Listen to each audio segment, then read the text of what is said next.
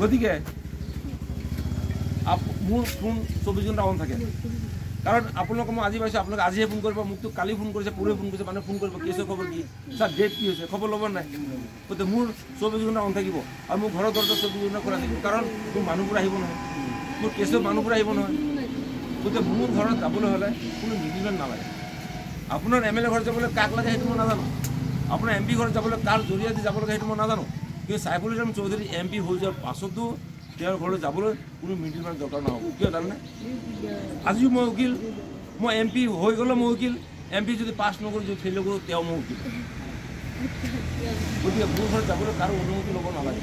মোৰ ঘৰত আপোনালোকে চিধা ঘৰত যাব পাৰিব মোৰ ঘৰত চিধাত আপুনি চিধা বহিব পাৰিব তাত কাৰো পাৰ্মিশ্যন ল'ব নালাগে গতিকে আপুনি যদি ভাবে তেতিয়াহ'লে এটা চিন্তা ৰাখিব যে সাইফুল চৌধুৰী উকিলৰ কাম কৰিব আৰু যদি ভাবে যে আমি দল আমি প্ৰাৰ্থী চাম আপুনি প্ৰাৰ্থী চাই আপোনাৰ কাম কৰিব যিহেতু আমি নতুন প্ৰাৰ্থী দিওঁ তেওঁ আমাৰ হৈ কাম কৰিবলৈ পাৰে আপোনাৰ বিবেচনা কৰিব